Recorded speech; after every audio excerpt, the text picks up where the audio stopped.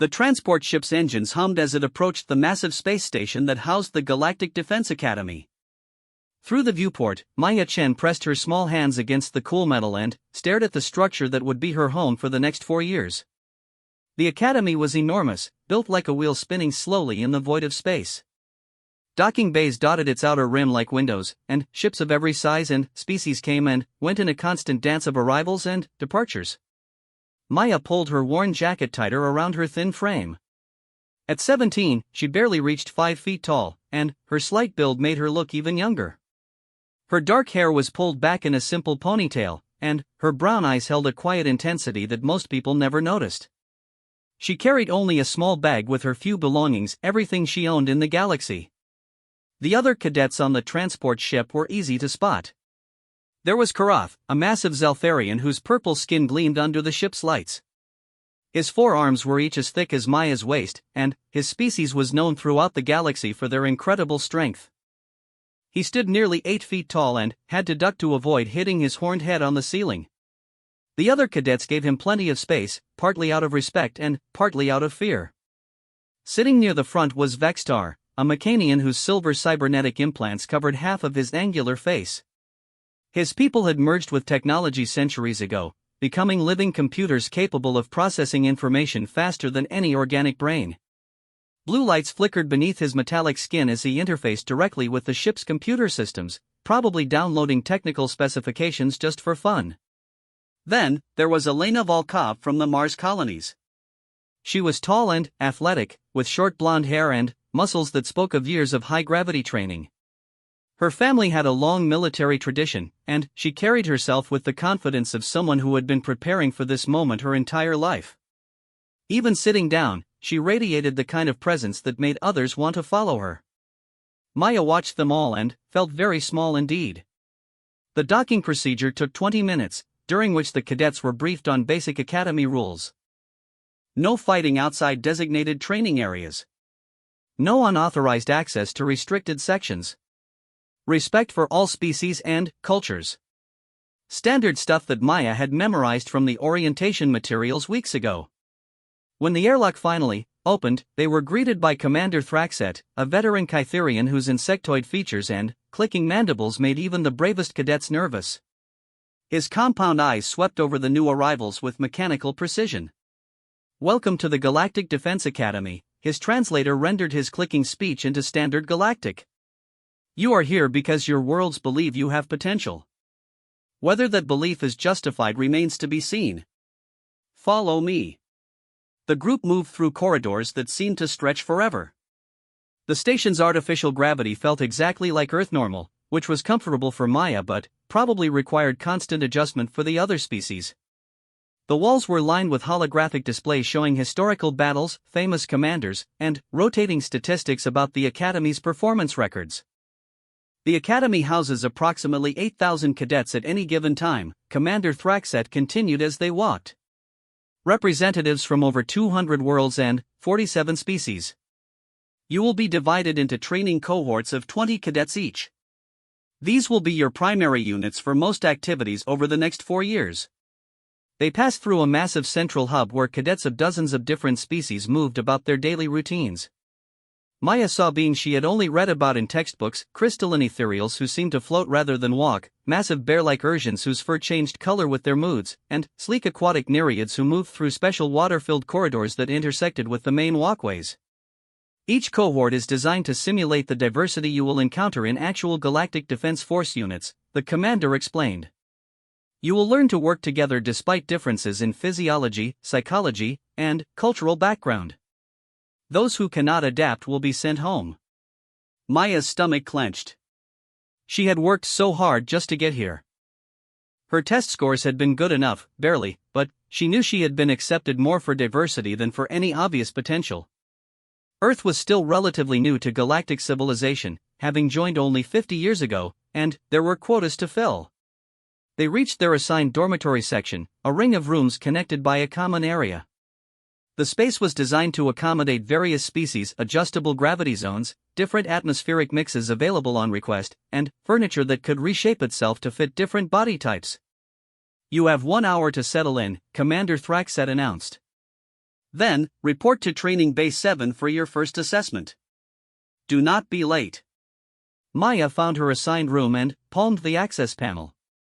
The door slid open to reveal a small but efficient space with a bed, desk, storage unit, and private bathroom. A window looked out into space, showing the slowly spinning stars as the station rotated. She sat on the bed and tried to calm her nerves. The other cadets were already forming social groups. Through her thin walls, she could hear Karatha's booming laughter from the room next door, and the excited chatter of several voices from the common area. She considered joining them but decided against it. Better to observe first and understand the social dynamics before trying to insert herself into established groups. Training Base 7 turned out to be a massive space with a high ceiling and equipment that Maya didn't recognize. Their instructor was Sergeant Drix, a grizzled human veteran whose scarred face told stories of real combat experience. "All right, fresh meat," he barked in accented Galactic. "Time to see what you're made of. We're going to run some basic physical and combat assessments. Nothing fancy, just want to see your baseline capabilities." The tests began with simple physical challenges. Running, jumping, lifting, basic obstacle courses. Maya watched as her cohort mates excelled in their respective areas. Karath lifted weights that would have crushed her flat. Elena moved through the obstacle course with fluid precision that spoke of excellent training. Vextar's cybernetic enhancements gave him perfect balance and coordination. When Maya's turn came, she performed adequately but not impressively. She was faster than expected for her size, and more flexible than most, but her strength scores were among the lowest in the group. She heard whispered comments from some of the other cadets. How did she even get in here? Earth must have really low standards. She's going to get someone killed in real combat. Maya kept her face neutral and continued with the tests. She had heard worse comments back home. The combat assessments were next. Each cadet was given basic training weapons energy staffs that could simulate various types of damage without actually harming anyone. The weapons interfaced with training armor to provide realistic feedback about hits, blocks, and successful attacks. Sergeant Drix paired them off for sparring matches. Maya watched the first few bouts and began to understand the skill level she was dealing with. Elena had clearly trained extensively in multiple martial arts. Her movements were textbook perfect, and she dominated her opponent with superior technique and conditioning. Karath relied more on strength and reach, but his species had natural fighting instincts that made him dangerous even without formal training. His forearms gave him options that most opponents couldn't handle. Vextar fought with mechanical precision, his enhanced reflexes and computer-assisted targeting making him incredibly accurate with ranged attacks. His cybernetic implants allowed him to process combat data in real time and adjust his tactics accordingly. When Maya's turn finally came, she was paired against a cadet named Jex, a reptilian saurian who was quick and aggressive. The match began with traditional opening stances, and Maya immediately found herself on the defensive. Jex attacked with typical saurian ferocity, using his natural claws along with the training staff to create a flurry of strikes. Maya backpedaled, blocking what she could and taking several hits that registered on her training armor. The watching cadets began to mutter among themselves. She's getting destroyed. This is embarrassing. Someone should stop this before she gets hurt. Maya heard every word, but she wasn't really listening. She was watching. Jex was fast and aggressive, but he had patterns. 3 quick strikes, always followed by a lunging thrust. He favored his right side and left small openings when he overcommitted to attacks. As the match continued, Maya began to shift from purely defensive to more active blocking. Instead of simply stopping Jex's attacks, she began redirecting them, using his momentum against him. It was subtle at first, but gradually she started creating small openings of her own. The first time she landed a clean hit, Jex looked surprised. It was just a light tap on his shoulder as he overextended, but it registered on the training system. The second hit came 30 seconds later, a quick strike to his midsection as she slipped past his guard. By the end of the 5-minute match, the momentum had shifted considerably. Jex was still pressing the attack, but Maya was controlling the flow of combat. She wasn't dominating like Elena or overwhelming like Karath, but she was adapting and learning in real time. The match ended in a technical draw, but the watching cadets had grown quiet. What had started as an obvious mismatch had become something much more interesting by the end. "Adequate," Sergeant Drix announced, though Maya caught something in his expression that suggested he had seen more than he was saying. Next pair. After the assessments, the cadets returned to their dormitory section for their first group meal. The common area had tables that adjusted to accommodate different species, and the food dispensers offered nutritional options for various biological requirements. Maya took her meal to a corner table and ate quietly while listening to the conversations around her. The other cadets were already forming alliances and social hierarchies. Elena had naturally become a focal point, with several others gravitating toward her leadership potential. Korath was telling war stories from his homeworld that may or may not have been true but were certainly entertaining. "Mind if I sit here?" Maya looked up to see a cadet she hadn't noticed during the assessments. He was human, tall and lean with dark skin and intelligent eyes. His name tag read Marcus Webb, Luna Colony. "Sure," Maya said, gesturing to the empty chair across from her. Marcus sat down with his meal tray and studied her for a moment. "Interesting match today," he said finally. "That Saurian had you outclassed in every physical category, but by the end you were reading him like a book." Maya shrugged. "Just tried to adapt." "Just tried to adapt," Marcus repeated with a slight smile. "Right. I've been training in various martial arts since I was 6 years old, and I've never seen anyone pick up combat patterns that quickly." "Where'd you learn to fight?" "I didn't, really," Maya said honestly. "I mean, I took some self-defense classes back home, but nothing formal." "Why?" Marcus leaned back in his chair and studied her again. "You know what you did in that match? You essentially ran a real-time behavioral analysis of your opponent and developed counter-strategies on the fly. That's not something you learn in self-defense classes." "Maybe I just got lucky." "Maybe." Marcus didn't sound convinced. "What made you want to come here, Maya?" "To the academy, I mean." Maya considered the question while she ate. It wasn't something she talked about often. "My parents died when I was 12, she said finally. They were researchers working on one of the Outer Rim survey missions. Their ship was attacked by raiders, and help didn't arrive in time." "I'm sorry." "The thing is," Maya continued, "they didn't have to die. The raiders weren't particularly sophisticated, and the survey ship had decent defensive capabilities. But the crew panicked. They made poor decisions under pressure, and good people died because of it." She set down her fork and looked directly at Marcus. "I want to make sure that doesn't happen to other people. I want to be the kind of person who makes good decisions when it matters most." Marcus nodded slowly. "That's a good reason." He glanced around the common area at the other cadets. "Better than most, probably." They finished their meal in comfortable silence, and Maya found herself grateful for the lack of judgment in Marcus's demeanor.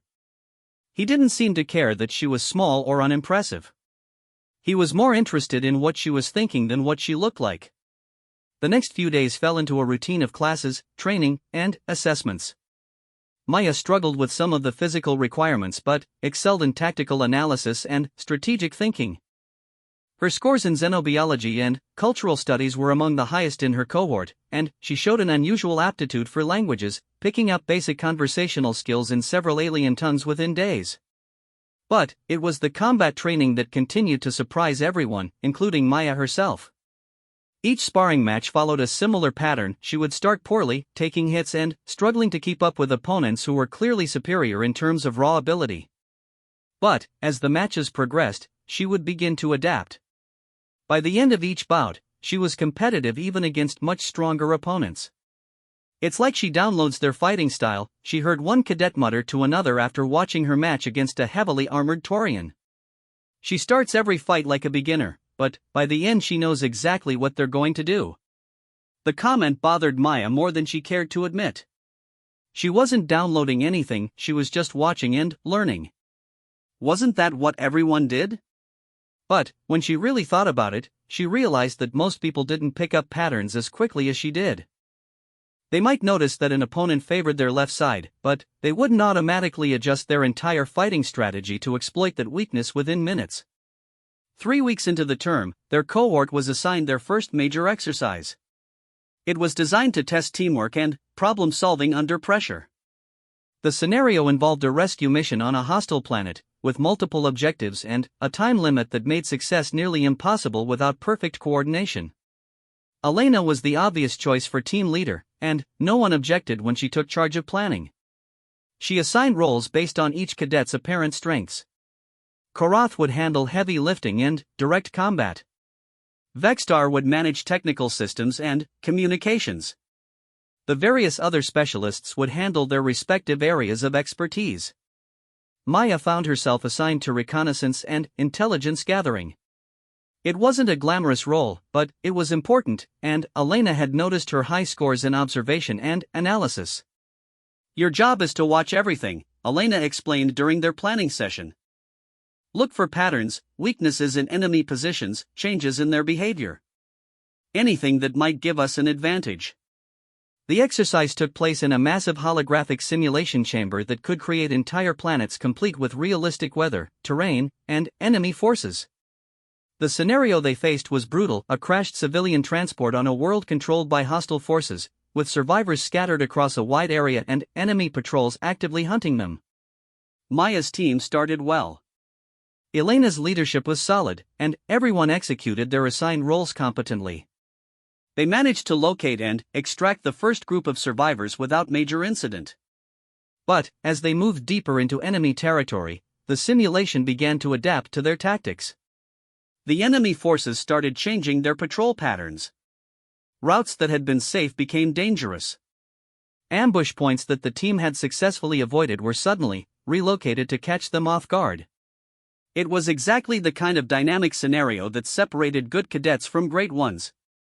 "They're learning," Maya said during a brief break in a concealed position. "The enemy AI is adapting to our methods." "Of course it is," Elena replied, checking her tactical display. "That's the point of the exercise. We need to be unpredictable." "No," Maya said, studying the patrol movements on her scanner. "It's not just adapting. It's anticipating. Look at these movement patterns, they're not reacting to what we've done. They're trying to predict what we're going to do next." Elena frowned and looked at the display more carefully. "You think the AI is that sophisticated?" "I think it's been programmed with tactical data from previous exercises," Maya said. "It knows how teams like ours typically respond to these scenarios. We're not just fighting enemy forces, we're fighting the accumulated experience of every team that's run this simulation before." The observation changed everything. Instead of trying to be unpredictable, Maya suggested they be deliberately predictable in some areas while doing the unexpected in others. They would use the AI's anticipation against itself, feeding it false patterns while executing their real objectives through methods that hadn't been used by previous teams. It worked brilliantly. The enemy forces were constantly out of position, expecting attacks that never came while missing the real threats until it was too late. Maya's team completed the exercise with the second highest score in the Academy's history. After the debriefing, Elena pulled Maya aside. "That was impressive thinking back there," she said. "I wouldn't have figured out the AI pattern recognition without your analysis." Maya felt a flush of pride but tried to keep her expression neutral. "Just trying to contribute." "You did more than contribute," Elena said. "You potentially changed how we approach these exercises." "Have you considered specializing in strategic intelligence?" "I thought about it," Maya admitted. "But I want to stay with combat training too." Elena looked puzzled. "Why?" "You're clearly more suited for analysis and planning.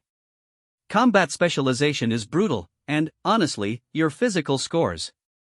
"I know what my physical scores are," Maya said quietly. "But I need to be able to fight. I need to know that when people are depending on me, I can hold my own." Elena studied her for a long moment. "This is about more than just academy training, isn't it?" Maya nodded but didn't elaborate. Some stories were too personal to share, even with someone who was becoming a friend. The weeks continued to pass, and Maya found herself settling into academy life more comfortably than she had expected. Her academic performance was excellent, and her combat skills continued to improve in ways that surprised everyone, including the instructors. But she also began to notice that her reputation was developing in unexpected directions. Some cadets saw her rapid improvement as evidence that humans learned faster than expected. Others whispered that she was hiding her true abilities for unknown reasons. A few suggested that Earth's selection criteria were different from other worlds and that Maya represented some kind of secret human advantage. The rumors didn't bother Maya directly, but she could see how they affected the way others interacted with her. Some cadets sought her out for help with tactical problems. Others avoided her entirely, perhaps feeling that association with her might somehow diminish their own standing. Marcus remained a steady friend throughout all of this, seemingly immune to the speculation surrounding Maya's abilities. He continued to sit with her at meals and study with her in the evenings, treating her no differently than he had from the first day. "Doesn't it bother you?" Maya asked him one evening as they worked through xenobiology assignments in the common area. "Does what bother me?" "The things people are saying. About me being some kind of secret weapon or whatever." Marcus looked up from his datapad and grinned. "Maya, I've known you for 2 months now. You're many things: smart, determined, surprisingly good at reading people in combat situations. But you're definitely not a secret weapon. Secret weapons don't struggle with basic strength training or get frustrated when they can't reach the top shelf in the supply room." Maya felt herself smile despite her mood. "Thanks. I think. Besides," Marcus continued, "half the rumors about cadets here are completely ridiculous. Did you hear the one about Vexstar secretly being a prototype AI in a cybernetic body? Or that Koroth is actually royalty hiding from assassins? People love mystery and conspiracy theories. Those aren't true, are they?" "Probably not," Marcus said. "Though with Koroth, you never know. He does tell some pretty elaborate stories about his homeworld." They returned to their studies, but Maya found herself thinking about Marcus's words. Maybe she was overthinking the social dynamics. Maybe she should just focus on her training and let her performance speak for itself. That resolution lasted exactly 1 day. During combat training the next morning, Maya was paired against a new opponent, a Vrection named Colt, who had joined their cohort as a replacement for a cadet who had washed out. Vrektions were known for their speed and agility, and Colt lived up to his species' reputation. The match started typically, with Maya on the defensive while she studied her opponent's style. Colt was fast, probably the quickest opponent she had faced so far, but his techniques were straightforward and aggressive. He relied on overwhelming opponents with speed rather than using complex strategies. As the match progressed, Maya began her usual adaptation process. She started reading Colt's attack patterns and timing her counters more effectively. By the 3-minute mark, she was holding her own against his speed advantage.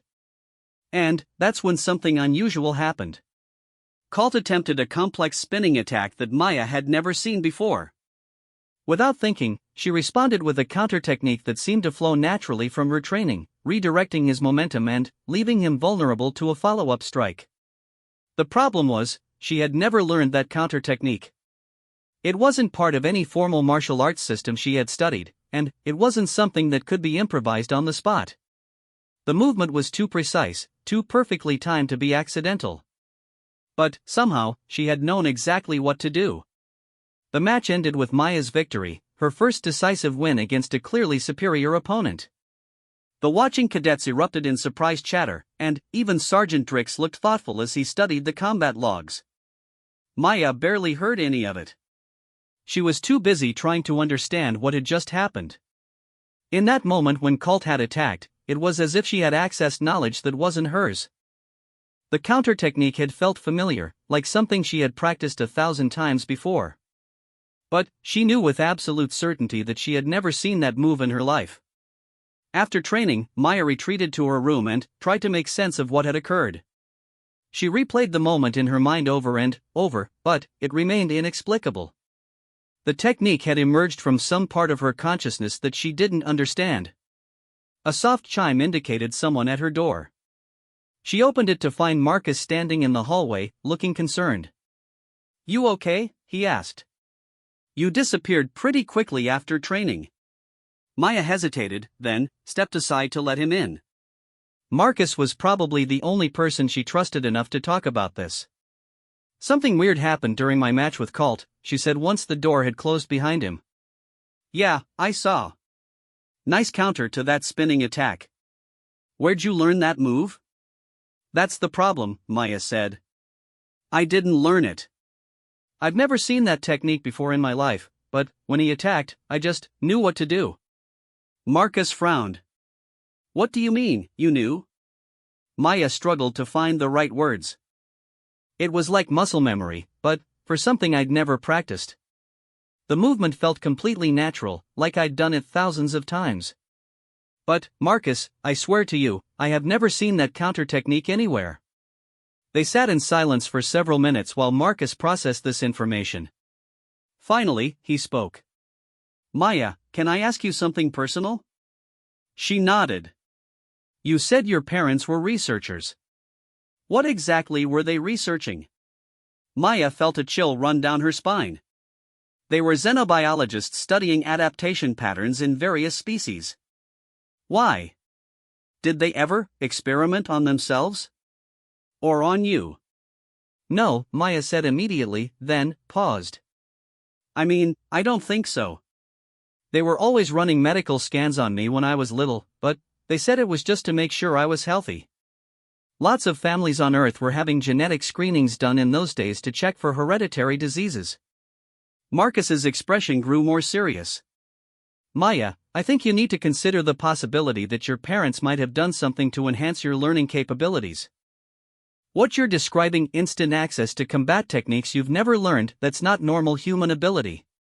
"That's impossible," Maya protested. "Genetic enhancement is heavily regulated. Besides, my parents weren't that kind of scientists." "Maybe not genetic enhancement," Marcus said carefully. "But there are other possibilities. Neural implants, memory transfers, accelerated learning protocols. Some of that technology exists, even if it's not widely available." Maya felt the room spinning around her. The idea that her parents might have experimented on her without her knowledge was almost too much to process. But it would explain so much: her rapid adaptation in combat, her ability to read opponents, the way she seemed to absorb new skills faster than should be possible. "I need to find out," she said finally. "I need to know what they did to me." Marcus nodded. "I'll help you however I can. But, Maya, we need to be careful about this. If you really do have some kind of enhancement, and the Academy finds out, they might decide you have an unfair advantage. You could be expelled. Or worse," Maya said quietly. "Enhanced humans are considered dangerous in some sectors. There are worlds that would shoot me on sight if they knew." They sat together in the growing darkness of Maya's room, watching the stars whirl slowly past her window as the station rotated. Neither of them spoke for a long time, both lost in thought about the implications of what they had discovered. Finally, Marcus broke the silence. "Whatever your parents did or didn't do, it doesn't change who you are now. You're still the same person who wants to help others and make good decisions when it matters. That part isn't enhanced, that's just you." Maya felt tears threatening and blinked them back. "Thank you," she whispered. "Besides," Marcus added with a slight grin, "even if you do have some kind of combat enhancement, you still can't reach the top shelf in the supply room. So you're not exactly superhuman." Despite everything, Maya found herself laughing. Trust Marcus to find the one thing that could make her smile in the middle of an existential crisis. But, even as she laughed, Maya knew that everything had changed. She was no longer just a small human girl trying to prove herself at the Academy. She was someone with abilities she didn't understand, gifts that might have been bought with prices she couldn't imagine. And, somewhere out in the galaxy, there might be people who would kill her if they knew what she was becoming. The thought should have terrified her. Instead, Maya felt a strange sense of anticipation building in her chest. She had spent her entire life feeling weak and unprepared for the challenges ahead. Now, for the first time, she was beginning to suspect that she might be stronger than anyone realized. Including herself. 6 months had passed since Maya's strange experience during the match with Colt, and she had become increasingly careful about how much of her growing ability she displayed. With Marcus's help, she had learned to hold back just enough to appear talented but not impossible. It was a delicate balance that required constant attention. The Academy's medical database had yielded no useful information about her parents' research. Their files were classified at levels far above a cadet's security clearance, and attempts to access them through normal channels had been politely but firmly denied. Maya was beginning to suspect that finding answers would require more creative approaches. Her opportunity came during the Academy's annual War Games exercise, a massive simulation that pitted cadets against each other in complex strategic scenarios. This year's theme was First Contact Gone Wrong, a situation where diplomatic missions had failed and military action became necessary to protect civilian populations. Maya's cohort had been assigned to the defensive team, tasked with protecting a simulated colony world against invasion. The attacking force consisted of senior cadets and some instructor-level opponents, making victory nearly impossible for first-year students. The exercise was designed to teach valuable lessons about loss, sacrifice, and fighting against overwhelming odds. Elena had been selected as the overall commander for their defensive force, with other promising cadets serving as her lieutenants. Maya found herself assigned to a reconnaissance unit under the command of a second-year cadet named Torres, whose job was to gather intelligence on enemy movements and identify strategic targets. The simulated planet was a maze of cities, industrial complexes, and natural terrain that provided endless opportunities for both sides to demonstrate their tactical skills. The attacking force had significant advantages in numbers and equipment, but the defenders had the benefit of prepared positions and local knowledge. Maya's reconnaissance team spent the first 2 days of the exercise establishing observation posts and mapping enemy patrol routes. It was careful, methodical work that required patience and attention to detail. Maya found herself enjoying the analytical aspects of the mission, but she also felt frustrated by her limited role in the larger conflict. That changed on the 3rd day, when her team discovered something that shouldn't have existed in a training exercise. They were monitoring communications from an enemy command post when Vextar, who had been assigned to their unit for his technical expertise, detected an anomaly in the data streams. "There's something wrong with these communication protocols," he announced, his cybernetic implants flickering as he processed the information.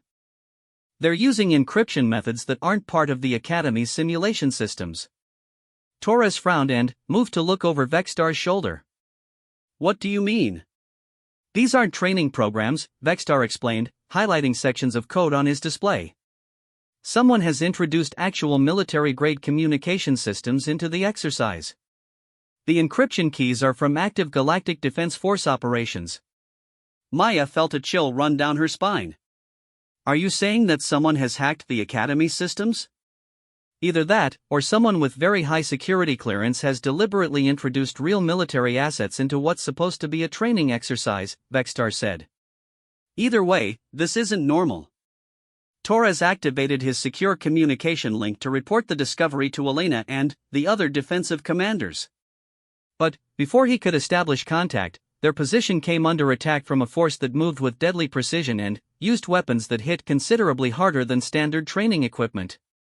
"Down!" Torres shouted as energy blasts tore through the foliage around their observation post. "Those aren't training weapons." Maya threw herself behind a fallen log and tried to assess their tactical situation.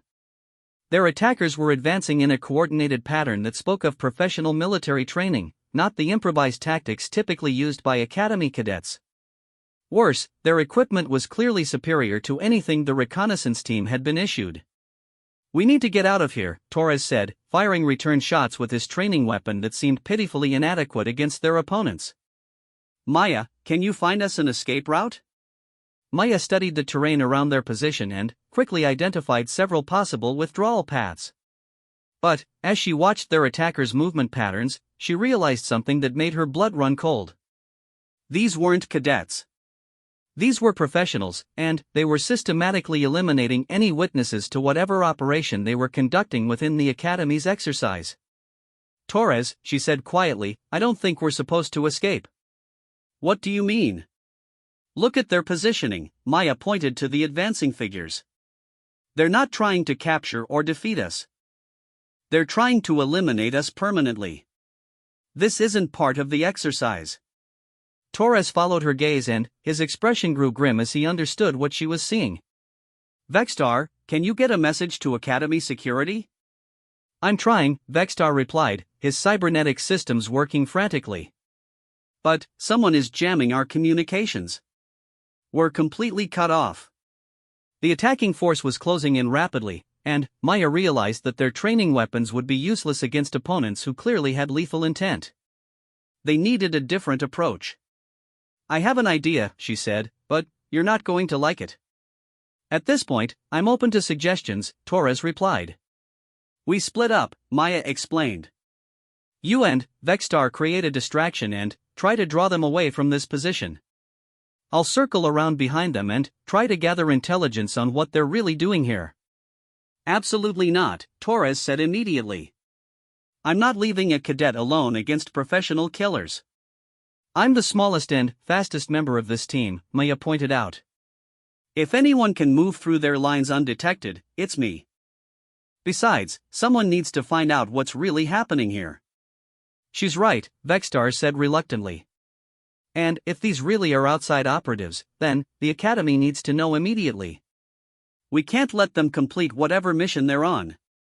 Torres struggled with the decision for several seconds while energy blasts continued to impact around their position. Finally, he nodded. 15 minutes. If you're not back in 15 minutes, we assume you've been captured and we try to fight our way out to report this. Maya nodded and began moving carefully through the undergrowth. Her small size and natural agility made it relatively easy to avoid detection as she worked her way around the attacking force. But what she discovered when she reached their staging area made her question everything she thought she knew about the Academy. Hidden among the simulated terrain were several pieces of equipment that definitely didn't belong in a training exercise. Advanced surveillance gear, military-grade weapons, and communication systems that could interface directly with external networks. Someone had established a full operational base within the Academy's security perimeter. But the most disturbing discovery was a series of data storage devices that appeared to be downloading information directly from the Academy's central computer systems. Student records, instructor files, research data, security protocols, everything that someone would need to completely compromise the institution's operations. Maya realized that she was witnessing an actual intelligence operation designed to steal critical information from one of the galaxy's most important military training facilities. The War Games exercise had been chosen as cover because it provided legitimate reasons for increased activity and equipment movement. She began carefully documenting everything she could see, using her training scanner to record equipment specifications and layout diagrams. If she could get this information to Academy Security, they might be able to determine who was responsible and what they were trying to accomplish. That's when she heard voices approaching her position.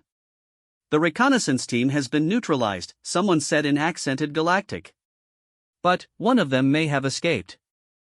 We need to complete the download and extract before Academy Security responds. How much longer? Another voice asked. 6 minutes for the primary data, another 3 for the backup files. We're almost finished. Maya realized that she had stumbled into the final phase of a major espionage operation. In less than 10 minutes, these people would disappear with critical information that could compromise the security of dozens of worlds. She had to do something to stop them.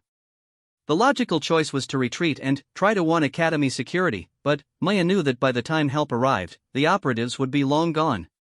She was the only person in a position to prevent this theft, but she was also completely outmatched by professional intelligence agents. Unless she used abilities that she still didn't fully understand. Maya found herself thinking about all the combat techniques that had emerged from her subconscious during training matches. If her parents had really enhanced her in some way, perhaps now was the time to find out exactly what they had done. She moved closer to the operational area and counted 6 individuals working around the equipment. They were armed and alert, but they were also focused on their technical tasks rather than security.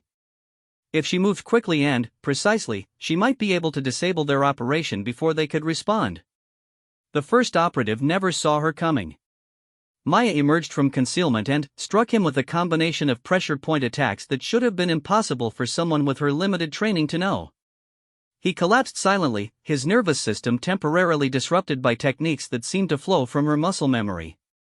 The second operative turned at the sound of his partner's fall, but Maya was already moving. She disarmed him with movements that felt completely natural despite being far more advanced than anything she had learned at the academy. His weapon flew from his hands as he stumbled backward, stunned by the speed and precision of her attack. By the time the remaining operatives realized they were under assault, Maya had already disabled two more of them using combat methods that seemed to emerge from some hidden part of her consciousness. She moved with a fluid efficiency that surprised even her, striking vital points and exploiting weaknesses with an expertise that should have taken years to develop. The fifth operative managed to draw his weapon and aim it at Maya, but she was no longer where he expected her to be. She had anticipated his movement pattern and positioned herself to strike from his blind spot. Her attack disabled him before he could fire a shot. The final operative was the team leader, a professional who had recognized that their operation was compromised and was attempting to destroy the stolen data rather than let it fall back into Academy hands. Maya reached him just as he activated the data destruction sequence. "Too late," he said with grim satisfaction. "The information is already gone." "Actually," Maya said, displaying the scanner she had been using to record their equipment, "I've been documenting everything you've stolen. Even if you destroy the original files, I've got enough data here to reconstruct your entire operation." The operative's expression shifted from satisfaction to alarm as he realized the implications.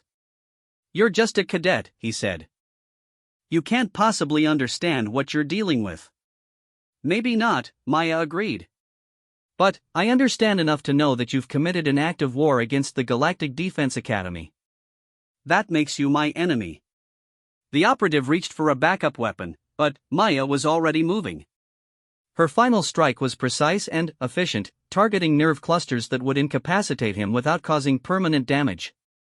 He collapsed beside his companions, leaving Maya alone among the scattered equipment and stolen data. She quickly assessed the situation and began shutting down the remaining systems. Her scanner had recorded detailed information about the operation, including communication logs that might reveal who had ordered the theft. But she also realized that she had just demonstrated abilities that would raise serious questions about her own background and training. Before she could consider the implications further, Torres and Vextar arrived at her position, having followed the sounds of combat. They stopped short when they saw 6 unconscious operatives scattered around advanced espionage equipment. "Maya," Torres said slowly, "what exactly happened here?" "I found their base of operations," Maya replied, trying to keep her voice steady. "They were stealing data from the Academy's central computers. I managed to stop them before they could complete the transfer." Vextar moved to examine the equipment while Torres studied the unconscious operatives. "These are definitely not Academy personnel," Torres said. "Their equipment is military grade, and their augmentations are consistent with special operations training." The data theft was nearly complete, Vextar reported. They had access to student records, instructor files, research databases, and security protocols. This could have compromised the entire Academy. Torres activated his emergency communication link, finally, able to reach Academy security now that the jamming had been disabled. "Command, this is Reconnaissance Team 7. We have discovered an active espionage operation within the Wargames exercise area. Request immediate response from security forces." As they waited for backup to arrive, Torres turned to Maya with an expression of confusion and growing concern. "How did you take down 6 professional operatives by yourself? These aren't training opponents, these are real threats." Maya hesitated, aware that her answer could change everything about her time at the Academy. "I'm not entirely sure," she said finally.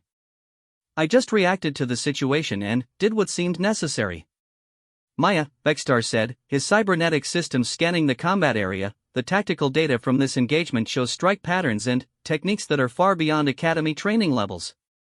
Some of these moves are from classified military manuals that cadets don't have access to." Before Maya could respond, Academy security forces arrived in armed transports, surrounding the area and securing the unconscious operatives. Commander Thraxat emerged from the lead vehicle and surveyed the scene with his compound eyes. "Explain," he commanded simply. Torres provided a concise report of their discovery and Maya's actions. Commander Thraxet listened without interruption, but Maya could see his attention focusing on her as the story progressed. "Cadet Chen," the commander said when Torres had finished, "you will report to my office immediately following the medical evaluation of these prisoners. We have questions that require answers." "Yes, sir," Maya replied, her stomach sinking as she realized that her secret was no longer secret.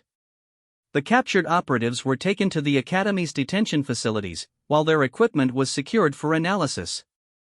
Maya and her team were debriefed by intelligence specialists who seemed particularly interested in the technical details of the data theft attempt. But Maya knew that the real interrogation would come later, when she faced Commander Thraxet alone and tried to explain how a first-year cadet had single-handedly defeated a team of professional intelligence operatives. The War Games exercise was suspended while Academy security conducted a full investigation of the breach. Other hidden surveillance devices were discovered throughout the exercise area, confirming that the espionage operation had been extensive and well-planned. The stolen data would have compromised not just the Academy but potentially dozens of worlds whose defense plans were stored in the central systems. Maya spent the next several hours in medical evaluation and initial debriefing sessions. The Academy's doctors found no injuries from her encounter with the operatives, which raised additional questions about how she had emerged unharmed from combat with professional killers.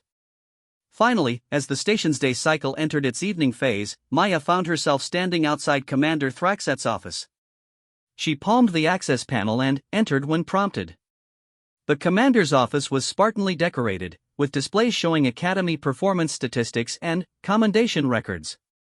Commander Thraxet sat behind a desk that had been adjusted for his insectoid physiology, his compound eyes reflecting the light from multiple angles as he studied her. "Cadet Chen," he began, "you have presented me with a significant problem." "Sir?" "On one hand," Commander Thraxet continued, "you have performed a valuable service to this institution and, potentially to the entire Galactic Defense Force. Your actions prevented a major intelligence breach that could have had catastrophic consequences." Maya remained silent, sensing that there was more to come. "On the other hand," the commander said, "your performance during that engagement raises serious questions about your background and training. The combat techniques you displayed are not taught to cadets at your level. In fact, some of them are classified methodologies that require special security clearance to access." "Sir, I can explain. Can you?" Commander Thraxet interrupted. "Because according to your records, you have no formal martial arts training beyond basic self-defense courses. Yet you defeated 6 operatives who have been identified as former Special Forces personnel from at least 3 different military organizations." Maya felt the weight of the moments settling on her shoulders. There was no point in trying to hide her abilities any longer, but she also wasn't sure how much she should reveal about her growing suspicions regarding her parents' research. "Sir," she said carefully, "I believe my parents may have enhanced my learning capabilities in some way. I don't fully understand what they did, but I seem to acquire new skills much faster than should be possible." Commander Thraxet's mandibles clicked in. What Maya had learned was the Kytherian equivalent of thoughtful consideration. "Enhanced learning," he repeated. "Are you suggesting that you are the product of illegal human experimentation?" "I don't know if it was illegal," Maya replied honestly. "My parents were respected researchers, and they may have had authorization for whatever they did. But I'm beginning to suspect that my abilities aren't entirely natural." "Show me," the commander said suddenly. "Sir?" "Demonstrate these enhanced learning capabilities," Commander Thraxet explained. "I want to see exactly what we're dealing with." He activated a holographic display that showed a complex pattern of symbols and movements. "This is a basic kata from Zeltharian combat training," he explained. "It typically takes several months to master the full sequence. Study it for 60 seconds, then attempt to replicate the movements." Maya watched the hologram carefully, noting the flow of the movements and the relationships between different techniques. She could feel her mind processing the information in ways that seemed almost mechanical, breaking down the kata into component parts and understanding the underlying principles. When the 60 seconds ended, she began to replicate the movements.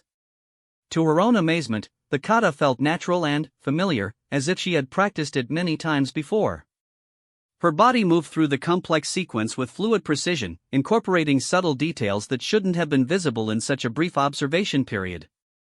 Commander Thraxet watched in silence until she completed the full kata. Then, he deactivated the display and leaned back in his chair. "Remarkable," he said quietly. "That performance would be considered exceptional for a third-year student who had been training in Zeltharian methods for months. You accomplished it after 60 seconds of observation." "Sir, what does this mean for my status at the academy?" Maya asked. "That," Commander Thraxet replied, "is a very good question. Enhanced humans occupy a complex position in galactic law. Some worlds consider any form of genetic or neural modification to be an act of war. Others view it as a natural evolution of species development. Will I be expelled?" "Not expelled," the commander said. "But, your training will need to be modified to account for your unusual capabilities. We cannot allow you to participate in standard exercises with other cadets when you possess abilities that give you an unfair advantage." Maya felt her heart sink. "So I'll be isolated from my cohort?" "Not isolated," Commander Thraxet corrected. "But, you will require specialized training that addresses your unique situation. There are precedents for this. Other enhanced individuals have attended the academy in the past, though they are rare." He activated another display, this one showing personnel files for several academy graduates. These individuals all possessed abilities beyond normal baseline parameters for their species. They were trained separately and went on to serve in specialized roles within the Galactic Defense Force. Maya studied the files and noticed a common thread. All of these graduates had been assigned to high-risk intelligence and special operations units. "Sir, are you saying that enhanced individuals are automatically assigned to dangerous missions?" "I am saying," Commander Thraxet replied, "that your abilities make you valuable for certain types of operations that require capabilities beyond those of normal personnel. Whether you choose to pursue such assignments will ultimately be your decision." "What about my cohort? My friends?" "You will maintain contact with your current associates," the commander assured her. "But, your training schedule will be modified to include individual instruction and specialized coursework. You will also be assigned a faculty advisor who has experience working with enhanced personnel." The interview continued for another hour, covering the details of Maya's new training regimen and the security protocols that would govern her modified status at the academy. By the time she left Commander Thraxet's office, Maya felt overwhelmed by the rapid changes in her situation. She returned to her dormitory to find Marcus waiting in the common area, looking anxious. When he saw her, he immediately stood up. "How did it go?" he asked. Maya looked around the common area and noticed several other cadets watching them with obvious curiosity. News of the espionage incident had spread quickly through the academy, and her role in stopping it was becoming widely known. "Can we talk privately?" she asked. They went to her room, where Maya explained the results of her meeting with Commander Thraxet. Marcus listened without interruption, but she could see the concern growing in his expression as she described her new training requirements. "So you're basically being moved to a special program for enhanced individuals," he said when she had finished. "That's how it sounds," Maya confirmed. "I'll still be at the academy, but my training will be different from everyone else's." "How do you feel about that?" Maya considered the question carefully. "Scared," she admitted. "I came here to learn how to help people and make good decisions under pressure. Now I'm being told that I'm some kind of weapon that needs special handling." "You're not a weapon," Marcus said firmly. "You're a person who happens to have unusual abilities." "There's a difference." "Is there?" Maya asked. "Because everyone seems to be focusing on what I can do rather than who I am." Marcus was quiet for several minutes, apparently thinking through the implications of her situation. Finally, he spoke. "Maya, can I tell you something that might sound crazy? After everything that's happened today, I'm prepared for crazy." "I think your parents knew this would happen eventually," Marcus said. "Think about it, they were researchers studying adaptation patterns. They enhanced your learning capabilities in ways that would only become apparent under extreme stress or in combat situations. Maybe they were preparing you for exactly this kind of life." The thought sent a chill through Maya. "You think they planned for me to become some kind of special operations agent?" "I think they gave you the tools to survive in a dangerous galaxy," Marcus replied. Whether you use those tools for special operations or something else entirely is up to you. Maya stared out her window at the stars, trying to process the implications of Marcus's theory. If her parents had deliberately enhanced her abilities, then her entire life had been shaped by their decisions. Her small size, her apparent weakness, even her desire to help others, how much of that was really her, and how much was the result of their modifications? There's something else you need to consider, Marcus continued. If your parents really did enhance you, and if they were killed while on a research mission, then maybe their deaths weren't as random as you thought. Maya turned to look at him. What do you mean? Enhanced humans are valuable, Marcus explained. If someone discovered what your parents had accomplished, they might have killed them to prevent the technology from being used by others. Your parents' research could have been the target, not just a coincidence. The possibility that her parents had been murdered for their work added another layer of complexity to Maya's situation. If Marcus was right, then there might be people out there who would kill her just for existing. So what do I do? She asked. You get stronger, Marcus said simply. You learn everything you can about your abilities and how to use them effectively. And you prepare for the possibility that someday you might have to fight people who want to eliminate you permanently. Maya nodded slowly. It wasn't the academy experience she had imagined, but it was the reality she now faced. Her parents had given her extraordinary gifts, and it was her responsibility to use them wisely. Will you still be my friend? She asked quietly. Even if I'm being trained as some kind of enhanced operative? Maya, Marcus said with a smile, I was your friend when everyone thought you were just a weak human girl who couldn't lift heavy objects. I'm certainly going to stay your friend now that you've turned out to be a combat prodigy. Besides, someone needs to make sure you don't let all this go to your head. Despite everything, Maya found herself laughing. Trust Marcus to find the humor in even the most serious situations. But, as she prepared for sleep that night, Maya couldn't shake the feeling that her real education was just beginning. The academy had taught her about tactics and strategy, but now she would learn about abilities that existed at the very edge of what was possible for human consciousness. And, somewhere in the galaxy, there were people who had killed her parents for the knowledge they possessed. Maya fell asleep determined to become strong enough to face whatever challenges lay ahead, even if she didn't fully understand what those challenges might be. 2 years had passed since Maya's discovery of her enhanced abilities, and her specialized training at the academy had transformed her into something far beyond what anyone had initially expected. Under the guidance of Professor Kane, a former intelligence operative who understood the unique challenges faced by enhanced individuals, Maya had learned to control and refine capabilities that still amazed her instructors. But her most important discovery had come not from combat training or tactical instruction, but from deep research into her parents' work that Professor Kane had helped her access through classified databases. Dr. Sarah Chen and Dr. Michael Chen had not simply enhanced their daughter's learning capabilities. They had created something unprecedented in human development, a consciousness capable of absorbing and integrating combat knowledge from any opponent she faced. The process was called adaptive tactical integration, and Maya was apparently the only successful test subject. The enhancement worked by allowing her nervous system to analyze and replicate the muscle memory patterns of opponents during combat. Every technique she witnessed, every fighting style she encountered, became part of her own capabilities within minutes of exposure. It explained how she had been able to counter Cult's spinning attack, how she had defeated the espionage operatives, and why her combat skills continued to improve at impossible rates. But Professor Kane had also discovered something else in her parents' research notes. They had been working under contract for a secret division of the Galactic Defense Force called the Enhanced Operations Group. Maya's modifications weren't the result of unauthorized experimentation, but part of a classified program designed to create super soldiers capable of operating independently in extreme situations. Your parents weren't just researchers, Professor Kane explained during one of their private sessions. They were part of a team developing the next generation of special operations personnel. You represent the culmination of decades of research into human enhancement.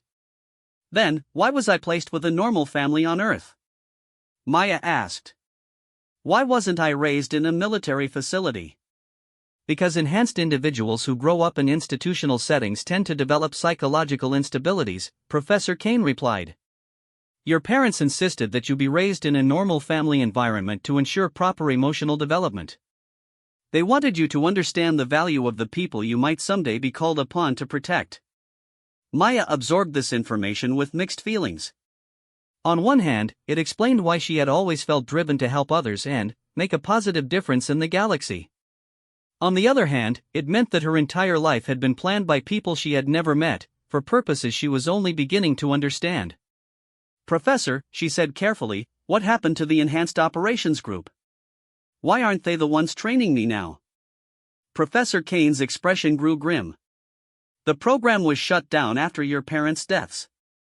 There were political complications. Several member worlds of the Galactic Defense Force expressed concerns about humans developing enhanced soldiers. The entire project was classified and buried." "But I'm still here," Maya pointed out. "What does that mean for my future?" "It means," Professor Kane said, "that you are probably the only enhanced operative of your type in the galaxy. Whether that makes you incredibly valuable or incredibly dangerous depends entirely on how you choose to use your abilities." This conversation took place on a Wednesday evening in Maya's third year at the academy. By Thursday morning, those philosophical questions would become urgently practical as the academy faced its greatest crisis in a century. Maya was in the middle of an advanced tactical simulation when alarms began sounding throughout the station. The exercise immediately shut down as emergency protocols activated, sealing sections and directing all personnel to designated safety areas.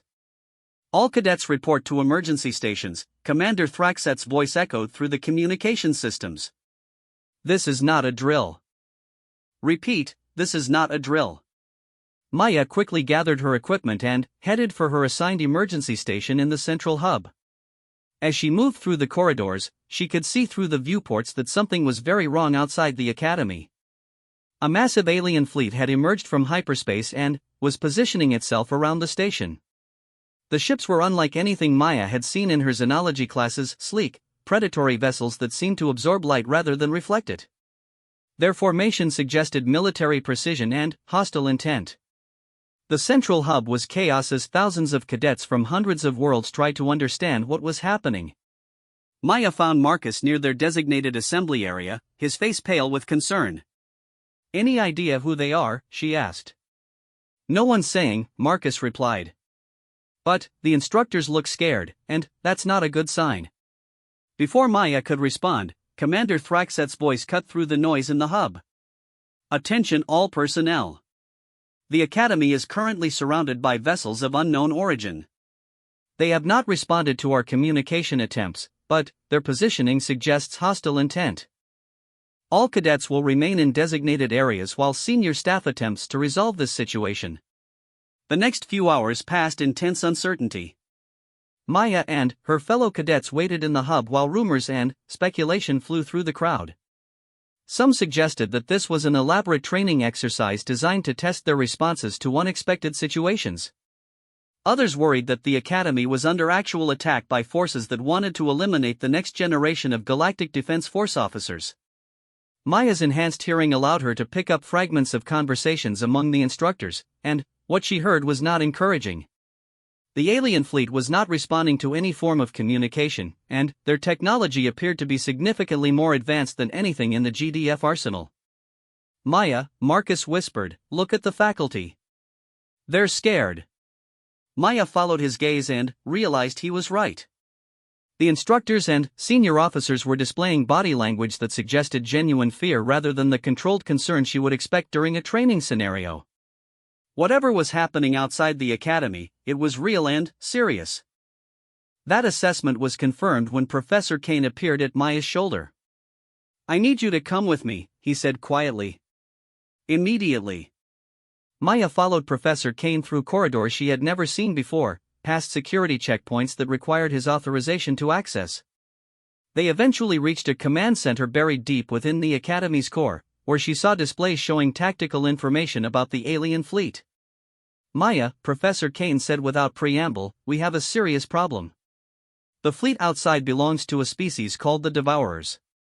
They've been moving through the outer systems for the past 6 months, destroying entire worlds and harvesting their populations." Maya studied the tactical displays and felt a chill run down her spine. The alien fleet was massive, over 200 ships arranged in a formation that suggested they were preparing for a siege rather than a quick strike. "What do they want with the Academy?" she asked. "We think they've learned about the Enhanced Operations Group," Professor Kane replied. "Intelligence suggests that they're specifically hunting enhanced individuals like yourself. They view enhanced humans as a potential threat to their expansion plans. So they're here because of me?" "You and others like you," Professor Kane confirmed. "But, Maya, there's something else. We've been monitoring their communications, and we've discovered that they have enhanced individuals of their own, captured and modified beings from dozens of different species. This isn't just an attack on the Academy. It's the beginning of a war for the survival of free consciousness in the galaxy." Maya felt the weight of responsibility settling on her shoulders like a physical force. "What do you need me to do?" "The Academy's defensive systems are powerful, but they won't hold indefinitely against a fleet of this size," Professor Kane explained. "We need to evacuate as many people as possible, but we also need to prevent the Devourers from capturing the Academy's databases. The information stored here could compromise every world in the Galactic Defense Force." "And you think I can help with that?" "I think you might be the only person who can help with that," Professor Kane replied. "The Devourers are sending boarding parties to capture key areas of the station. Their enhanced operatives are leading those assaults. You're the only enhanced individual we have who might be able to match their capabilities."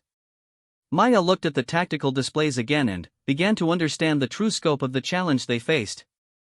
The Devourer fleet was not just attacking the Academy, they were attempting to capture it intact so they could harvest its knowledge and personnel. "Professor, how many people are we talking about evacuating?" 8,000 cadets and 3,000 faculty and support staff, Professor Kane replied. "Plus whatever civilian personnel happen to be on the station for various reasons. Over 11,000 people total." "And the boarding parties?" "Estimated at 500 enhanced operatives supported by several thousand regular troops," Professor Kane said. "They're beginning their assault now." As if to emphasize his words, the command center shook as explosions echoed through the station's hull. Maya could hear the distinctive sound of cutting torches working through armor plating, followed by the harsh buzz of energy weapons. "Maya," Professor Kane said urgently, "I need you to understand something. If you engage these operatives, you'll be fighting for your life against beings who have been enhanced specifically for combat. There's a very real possibility that you won't survive."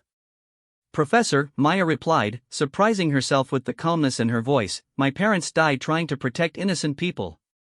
I've been preparing for this my entire life, even if I didn't know it. Where do you need me?" Professor Kane smiled grimly and activated a personal communication device. "Commander Thraxet, Maya is ready for deployment." The next 20 minutes were a blur of preparation and briefing. Maya was issued combat armor and weapons that were far more advanced than anything she had used in training. The equipment was designed specifically for enhanced operatives, with systems that could interface directly with her modified nervous system to provide real-time tactical information and enhanced physical capabilities. Her mission was simultaneously simple and impossible: delay the Devourer boarding parties long enough for the evacuation to proceed, while preventing them from accessing the Academy's central computer systems. She would be working alone, against overwhelming odds, with the lives of 11,000 people depending on her success. "Remember," Professor Kane said as Maya prepared to leave the command center, "your enhanced learning abilities mean that every opponent you face makes you stronger. Use that advantage, but don't rely on it exclusively. These enemies have been enhanced for much longer than you have." Maya nodded and headed toward the areas where the boarding parties had breached the Academy's hull. As she moved through the corridors, she could hear the sounds of combat growing closer: energy weapons, explosions, and the shouts of defenders trying to hold their positions. Her first encounter with the Devourer operatives came as she reached the outer rim of the Academy. A team of 5 enhanced beings was advancing through a corridor that led to one of the main computer access nodes. They moved with predatory grace, their forms appearing to shift and flow in ways that suggested radical biological modification. Maya studied them for several seconds, noting their movement patterns and the way they coordinated their actions. Then, she engaged. The first operative never saw her coming. Maya struck from concealment using techniques that combined human martial arts with methods she had absorbed from dozens of different species during her training. The operative fell silently, his nervous system disrupted by pressure point attacks that his enhanced physiology couldn't compensate for. The remaining 4 operatives reacted instantly, turning toward her with movements that were inhumanly fast and coordinated. Maya found herself facing opponents who moved like liquid predators, their attacks flowing seamlessly from one technique to another in patterns she had never encountered. But, as the engagement continued, Maya's enhanced learning abilities began to activate. She started recognizing the underlying principles behind their fighting styles, understanding the biomechanical advantages their modifications provided, and developing counter-techniques in real time. The second operative fell to a combination attack that used his own enhanced reflexes against him, creating an opening that Maya exploited with surgical precision. The third and fourth operatives tried to coordinate their attacks to overwhelm her defenses, but Maya was already adapting to their tactics. When the engagement ended, all 5 Devourer operatives were unconscious, and Maya had absorbed their entire repertoire of combat techniques into her own capabilities. She could feel new knowledge settling into her muscle memory, ways of moving that her human physiology shouldn't have been able to replicate, but that her enhanced nervous system could somehow accommodate. Incredible, she whispered to herself as she examined the fallen operatives. Their modifications were far more extensive than anything she had imagined possible. They had been transformed into living weapons, with biological systems that could adapt to different combat situations and regenerate from injuries that would be fatal to unenhanced beings. But Maya realized that she had just proven something important: her parents' enhancement techniques were more sophisticated than even the Devourer's modifications. Her ability to learn and adapt in real time gave her advantages that their more static enhancements couldn't match. The victory was short-lived, however, as her enhanced hearing detected approaching footsteps from multiple directions. The Devourers had sent additional teams to investigate the loss of their first boarding party, and Maya was about to face considerably more opponents. Over the next hour, Maya fought a running battle through the Academy's corridors as she tried to delay the Devourer advance while protecting critical systems. Each engagement taught her more about their capabilities and tactics, but it also revealed the sheer scope of the force she was facing. The Devourers had enhanced operatives from at least a dozen different species, each one modified to maximize their natural advantages while eliminating weaknesses. She faced reptilian beings whose enhanced regeneration allowed them to continue fighting despite massive injuries, insectoid creatures whose modified nervous systems gave them reaction times that approached the speed of light, and cybernetic beings who could interface directly with the Academy's systems to bypass security protocols. But, with each encounter, Maya grew stronger and more capable. Her enhanced learning abilities allowed her to absorb and integrate the best aspects of every fighting style she encountered, creating a constantly evolving combat methodology that her opponents couldn't predict or counter. She learned stealth techniques from shadow-modified operatives who could become nearly invisible. She absorbed regeneration principles from biological enhancers who could heal from injuries in seconds. She integrated cybernetic interface methods from technological operatives who could control electronic systems with thought alone. By the time she reached the Academy's central computer core, Maya had become something unprecedented: a synthesis of enhancement techniques from dozens of different sources, combined into a single consciousness that could adapt to any tactical situation. The final battle took place in the massive chamber that housed the Academy's primary computers. Maya arrived to find a team of 50 Devourer operatives led by a being that appeared to be their supreme commander, a creature so heavily modified that its original species was unrecognizable. "You must be the enhanced human we've heard about," the commander said in perfect galactic, its voice emerging from speakers implanted throughout its body. "You've caused considerable disruption to our operations." "That was the idea," Maya replied, studying the tactical situation. 50 opponents in an enclosed space, with critical computer systems that she needed to protect from damage. It seemed impossible. "Your species shows promise," the commander continued. "When we have harvested your knowledge and integrated your modifications into our own operatives, humans will serve the Devourers well." "That's not going to happen," Maya said, and attacked. The final battle was unlike anything Maya had experienced before. The Devourer commander was a synthesis of enhancements from hundreds of different sources, possessing capabilities that seemed to violate the laws of physics. It could regenerate from injuries instantly, move faster than thought, and control the Academy's systems through direct neural interface. But Maya had learned from every opponent she had faced, and her enhanced consciousness could integrate and apply those lessons in ways that even the Devourers couldn't predict. She fought with techniques that had never existed before, combining elements from dozens of different species into attack and defense patterns that her enemies had never encountered. The battle raged through the computer chamber for what felt like hours but was probably only minutes.